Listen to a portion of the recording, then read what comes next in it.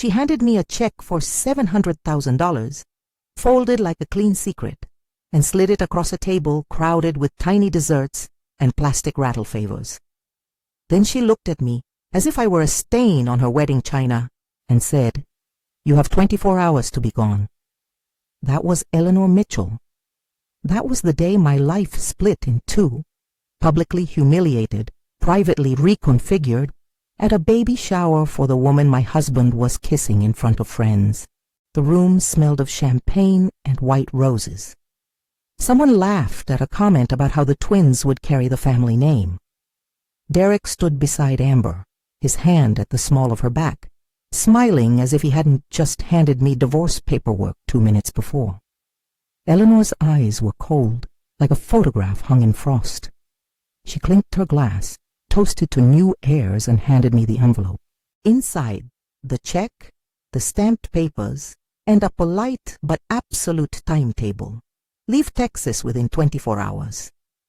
I took the money, I took the papers, I put on a face that could pass for composure, and I left the room in a spray of camera flashes and whispering women with a silver rattle tucked under my arm like evidence against a lie. 11 hours later, I was above the Atlantic, a paper cup of coffee sweating on the tray in front of me, replaying 6 years of marriage like a film I could no longer rewind. If you want the full, shocking truth, stay with me. There are things I want you to know right away. This is my account of what happened, where I speak of facts. They are supported by investigations, reports, and documents collected over the following months. Where I interpret motive, I try to be careful. Where grief is involved, especially the miscarriage I suffered shortly after arriving in Paris, I will be restrained. Content warning, I will describe pregnancy loss. If that is painful for you, please be prepared. On the plane, I thought of the fertility clinic bills, stacked like unpaid invitations on my kitchen counter. I thought of needles and waiting rooms, of late-night arguments about bank transfers and hope. I thought of the countless times I walked past a nursery display in a department store and told myself we'd get there.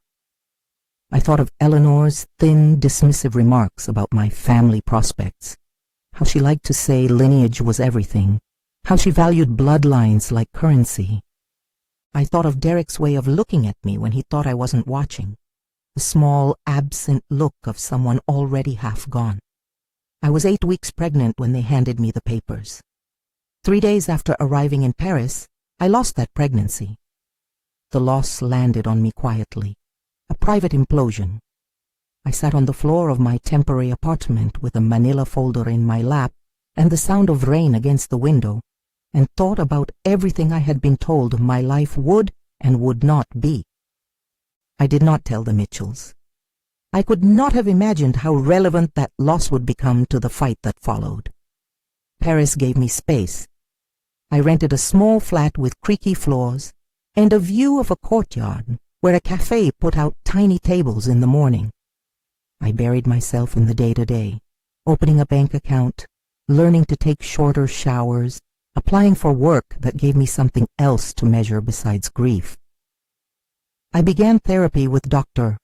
Simone Laurent because I needed someone who would name my feelings without pity. But I did not let the hurt be all there was to me.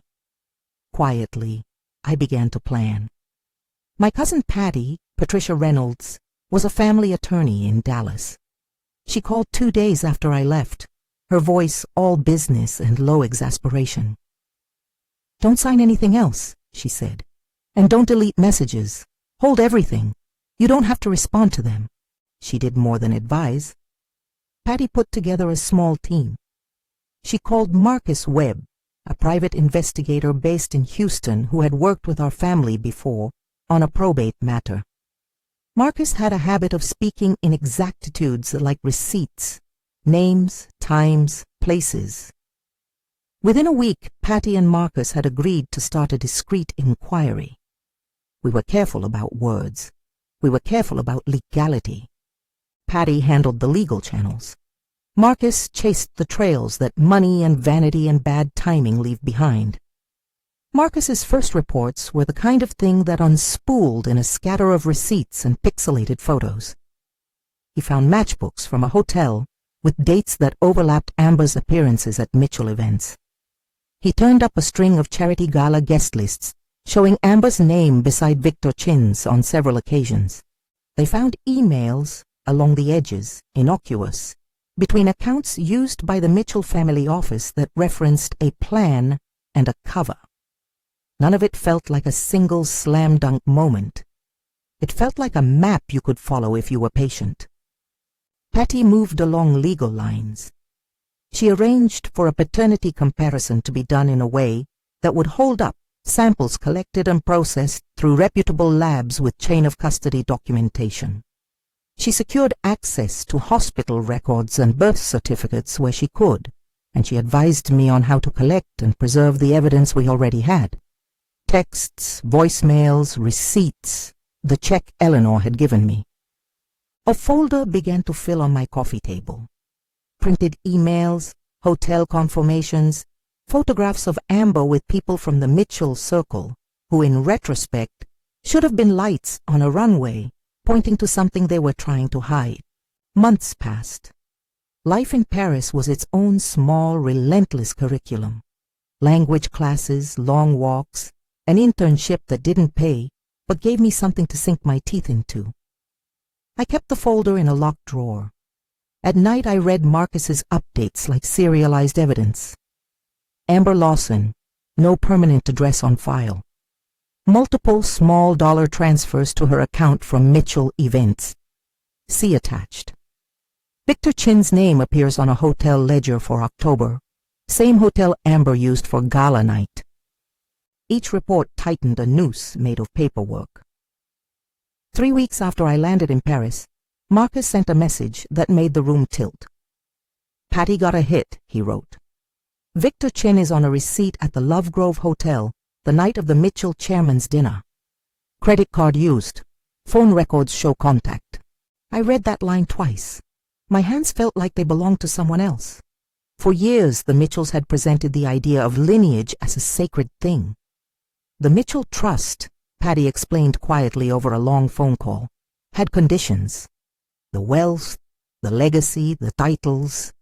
They passed only to biological descendants.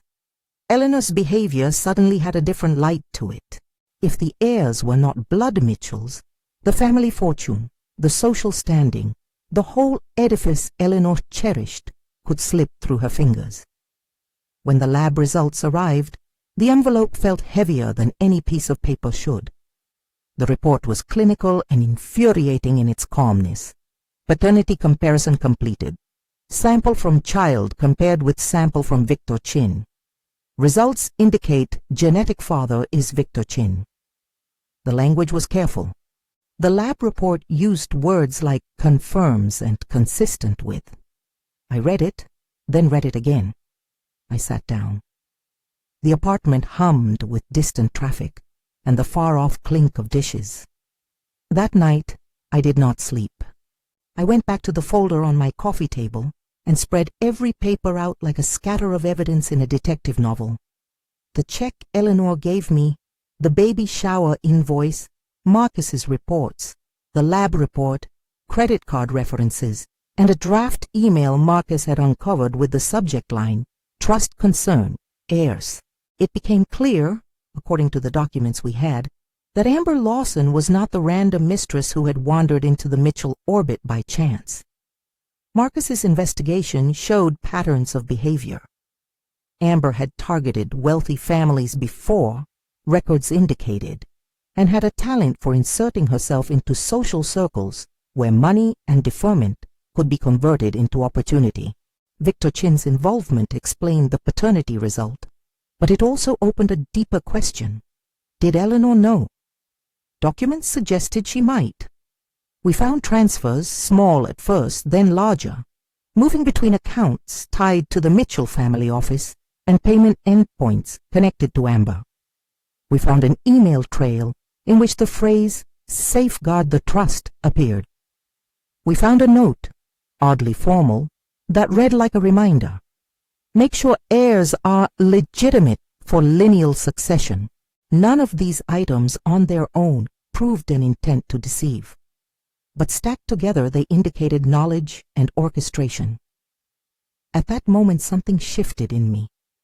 I understood with bone-deep clarity that the humiliation at the shower was not an isolated cruelty. It was a maneuver. It was designed to exile me quietly, to ensure the continuity of a family line under terms that Eleanor favored. The money was not generosity, it was insurance. I had choices to make. I had to decide whether to take the check and vanish into a rental life of regret, or to turn the money into leverage, legitimate leverage built on documented fact. I also understood that taking leverage meant stepping into gray territory ethically. I was not naive about the dangers. Demanding money in return for a confession could look like extortion.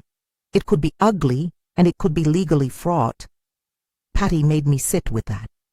We can't play at the edges of the law, she said. We can use what we have. We can hold it. We can force the conversation into light, but we won't break the law to do it. So we did not break the law. We used proof. We used the truth. We kept our actions precisely within professional legal counsel. I invite you to picture the scene with me, because this moment, when evidence becomes action, is the turn of the story. 6 months after I left Texas, on a gray Paris afternoon, there was a knock at my door. I remember the sound, not forceful but deliberate, like someone who had rehearsed the timing. I opened the door to find Eleanor Mitchell standing there, but not the woman who had presided over the shower as a social goddess. She was damp-eyed, her hair slightly uncontrolled, her pearls missing their usual iciness. She looked small. Desperation had thinned the aristocratic armor. She spoke first. "Caroline," she said. "Eleanor never used my nickname unless she wanted to remind me of something I had been." "May I come in?" She had been to Paris before, of course. She traveled with an economy of attention I had noticed in her earlier life. The appearance mattered, the scenery did not. Now there was a softness in her voice that sounded like someone who had traveled to the end of the map and found nothing. I could have slammed the door. I could have called the police. Instead, I let her in. I had Patty on the line the whole time, legally present through counsel and ready to act. I had the folder in a locked case on my table. I had Marcus's printed reports next to it. I had the lab report, the baby shower materials, and the check Eleanor had given me. And I had a demand. When she sat across from me, Eleanor reached for my hand as if to bridge something. "Caroline," she said, "please, I made mistakes. We can fix this. Tell me what you want." I had rehearsed the words in my head 100 times. I had imagined 1,000 conversations. What I had not anticipated was the precise animal calm that arrived in me when I looked at her and said, "I want the truth in writing. I want an admission that you knew and covered up what you knew. I want the amount necessary to make sure the trust is no longer a tool used to hurt me. I want it notarized and held with my counsel." She laughed once, disbelief curling like smoke. "You want money from me?" "I want a confession," I said, "and I want compensation for the life you tried to buy, the right to erase." Patty had suggested a figure that accounted for what the trust represented and what my life had been deprived of. I asked for $2.3 million. It was not about greed. It was, as Patty put it later, a figure large enough to make turning the page irreversible. It would cover the legal fees, it would undo the financial leverage the Mitchells hoped to wield, and it would ensure my future was not dictated by their version of dignity. Eleanor signed. She signed a statement that said, in careful handwriting, that she had been aware of Victor Chin's involvement and had chosen to present the children as heirs in order to preserve the Mitchell succession. She signed a second statement that acknowledged she had given me money to leave and that she now wished to make amends. The papers were notarized and copied. The financial transfer followed within days. Was it blackmail? You could call it that. It felt more like survival strategy. We had no illusions about moral perfection. We had documents. We used them. We forced accountability into a place where secrecy had been weaponized. Patty locked the confession in a vault with terms for public release if any party reneged. Marcus archived his findings in duplicate. I watched Eleanor leave Paris with a look that was half emptiness, half relief, and I felt very little triumphant joy. What I felt was an exhausted sort of closure, a hard-won rebalancing. The fallout was not cinematic in the way tabloids imagine. It was procedural and sharp and everyday. Word leaked through legal filings and the press, and Rebecca Chin filed for divorce. Amber, who had always been more of a social chameleon than a fixture, disappeared from the social scene. Marcus's report later suggested she had moved to a different state with a new alias. Victor Chin's marriage collapsed under the strain of allegations and public scrutiny. Derek, my ex-husband, sank into a private, fractured life. The Mitchell name frayed at the edges, not with a single dramatic arrest, but with a slow exodus of supporters and invitations rescinded. Society whispered. There were op-eds. Reputation, it turned out, was a currency as fragile as anyone else's. Through all of it, I rebuilt. I took a job that paid nothing like the Mitchell-level salaries I'd once been promised, but it paid me back in dignity. I found a rhythm that was not defined by the Mitchell calendar. Dr. Simone helped me name the grief that had nothing to do with public humiliation. The loss of the pregnancy, the sharp, private sense of a child I had never met, and the complicated anger at a body that had failed me in a place where power had failed me too. Therapy was a slow, honest work. It didn't erase the past. It taught me how to live with it.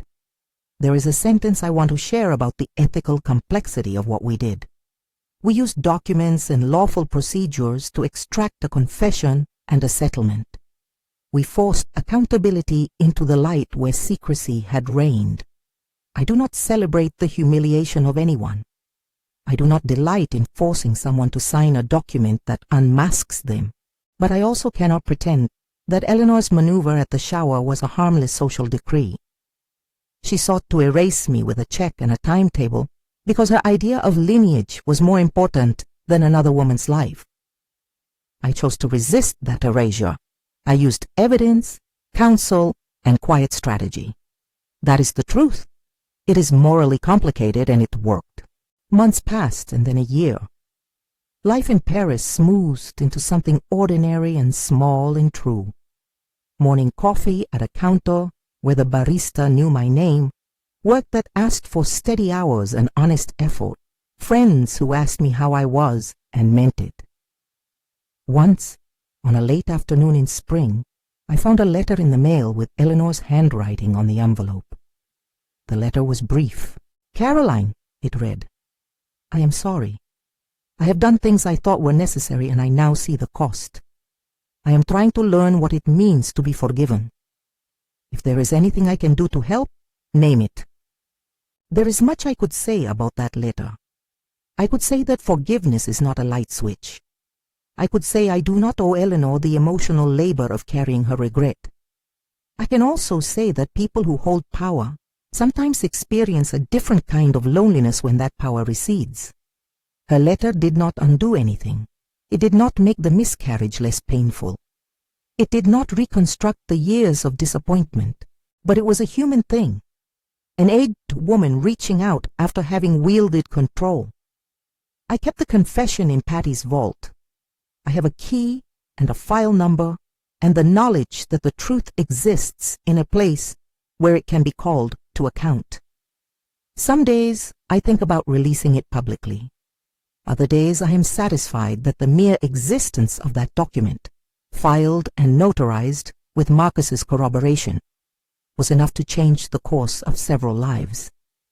I chose to keep the record because holding a truce is not the same as wielding it for revenge. It is a safeguard against future erasures. People ask me sometimes whether I regret taking the initial money. They ask whether I should have refused it as a matter of principle. The answer is complicated. That check bought me one thing: time. It bought me the ability to go to Paris and grieve and plan without being forced into a corner of immediate subsistence. It bought me distance from the community that had pretended to protect me, while it had also conspired to replace me. Ethically, I remain uneasy about the moral arithmetic that lets money speak where conscience should have.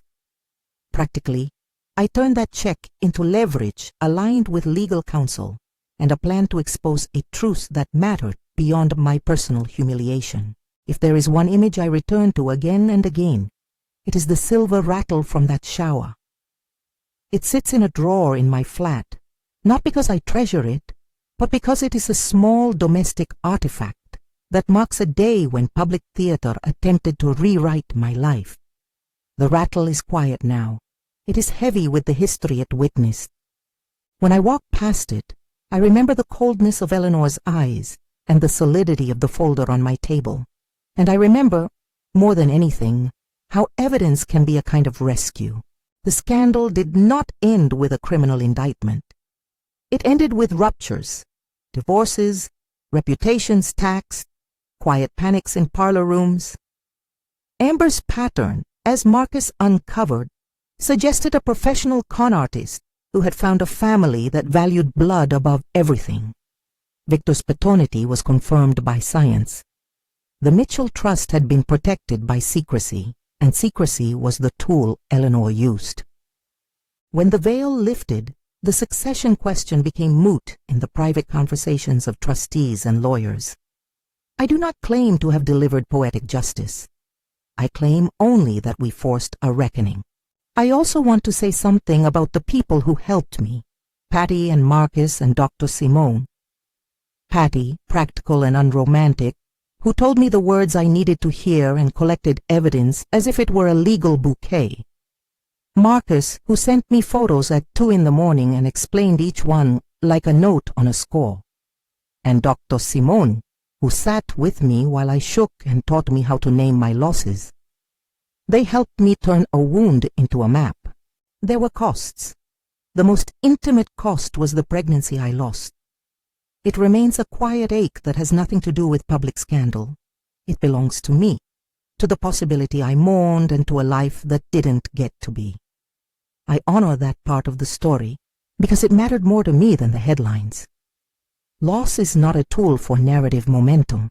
It is a soft and terrible thing that reshapes the heart. There were legal costs too. There were nasty notes from people who took Eleanor's side. There was the slow, corrosive drip of community gossip that never quite apologizes. There were choices I made that forced others to reckon. None of that was clean. But I chose to keep my dignity in the only way I knew how, by moving forward into a life that was not governed by someone else's definition of worth. Now, when I look out from my window in Paris at the blocks of stone and the little balconies where people hang laundry like small flags, I see a life that is ordinary and stubbornly mine. I have a job that pays a modest wage and gives me a title that is not a promise of lineage. I have friends who came to me without pedigree and stayed for my company. I have therapy sessions that sometimes end in laughter. I have a file in a vault and a letter in a drawer and a silver rattle that rattles only when I pick it up. If I had to name the shocking truth behind Eleanor Mitchell's $700,000 Vanishing Act, it would be this. The check was never an act of mercy. It was a maneuver engineered to erase me from the Mitchell narrative. Documents we gathered show patterns of concealment. The paternity test confirms that the twins are not Derek's biological children, but Victor Chin's, and evidence indicates Eleanor had knowledge that made the baby shower a pre-planned expulsion rather than a surprise party. That is the truth I lived through. It is the truth I proved, carefully and legally. It is not a clean story of villain and victim. It is complicated, messy, human, and for me, ultimately freeing. I will not say the ending was neat. People who break trust do not always get overt punishment. Public life has a strange appetite for scandal and then forgetfulness. But something shifted that day in Paris. A woman who had been pushed into exile came back from exile with a folder in her hand and a plan in her head. I used the resources I had. I honored the counsel of people wiser than I. I grieved when I had to grieve. I refused to let humiliation define the rest of my life. If this story has a simple lesson, it's that power and money can be used to harm. But the truth, once gathered and held, has its own force. It does not always come quickly. It does not always come cleanly. But it comes. And when it did for me, it did so not to punish for pleasure, but to restore a measure of control and to prevent the same erasure from happening to someone else. A year later, Eleanor's letter landed like a small weather event. Not forgiveness, exactly, but a tangible sign she recognized the damage done. I filed it away, the same way I filed the confession and the lab report and the invoices that proved where money had flowed. These documents are not trophies. They are instruments of truth in a life that wanted for a time to be erased. I live now with ordinary victories, a promotion that surprised me, a friend's wedding where I danced like I meant it, the slow reclamation of appetite after a month of grief felt bottomless. I still pull the manila folder from the drawer sometimes, not to gloat, but to remember the chain of steps it took to move from humiliation to agency. I do not recommend all of these steps to anyone. They were, in many ways, specific to a certain set of facts and counsel. Legal and ethical lines are thin in places. We walked them carefully and with counsel. That mattered. This is how the story closes for me. Not with a curtain call, but with a window I look out of often. The city is noisy and kind, and the documents stay in the vault. Some days I think about the woman I was before the shower and wonder how she would react to who I am now. I think she would be proud of the decision to fight. I think she would be angry at how she was treated. Mostly, I think she would say, keep going. If this story hit you, if a line or a moment stunned you, I'd like to know which part. If you want more stories like this, consider subscribing. Tell me in the comments which moment shocked you the most. Whatever the reaction, thank you for staying with me through the whole thing. I left Texas with a check, but what I kept was the truth. And in the end, that turned out to be worth more than any social sentence I had been given.